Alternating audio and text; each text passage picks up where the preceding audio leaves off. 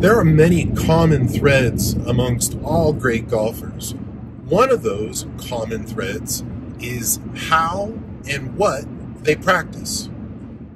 And that is short game. It's all about short game. They say defense wins championships. Well, short game in golf is your defense. It's the thing that defends against any missed shots that you might have in your long game.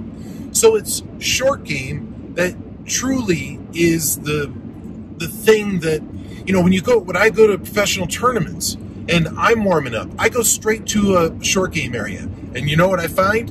A lot of other pros there also. And that's something that you can start to incorporate into your habits. I ask all of my students to balance their practice equally between short game, long game, and putting game. And if you can actually increase in one of those areas, I would suggest increasing in short game. Now, when pros are working on their short game, you might think, well, that's because they hit the ball so good that they don't have to work on their long game, and that's not true. Pros have plenty of misses. They realize, though, that the difference between scoring well and not lies in the short game. And what pros are working on in short game areas, it happens in two different ways. When you're at your home course or when you're at your practice facility, you're working on techniques.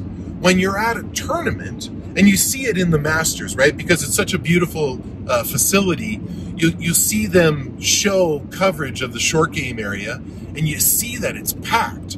Well, it's because those players are trying to get a feel for the shots that they know that they're going to play, along with getting a feel to how the greens and the grounds are going to react to the shots that they're playing. So the next time you go practice, encourage yourself, demand of yourself to spend more time in your short game. And it's not going to be something that you immediately notice a difference in. It takes time. It takes time for anything for you to develop.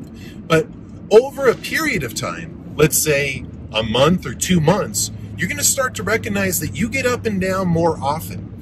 And now something that happens when you get up and down more often, your confidence goes up and the pressure on your long game goes down. Because you know that you can have misses and still save par or even hole out for birdie from off the green. So when you practice, try to at least balance your short game, your long game, and your putting game equally when you practice. And if you could actually increase the short game practice time, you're going to see that your scores are going to drop, your confidence is going to go up, and I tell you, short game's a lot of fun.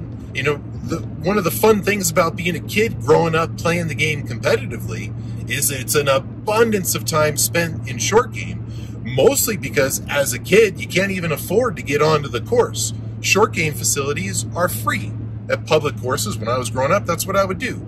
Or I would hop fences to go chip on greens at courses in the latter parts of the day when there's no traffic and no play, because I wanted to work on my game. You can work on your short game for free, and it's the thing that really will make you a better player.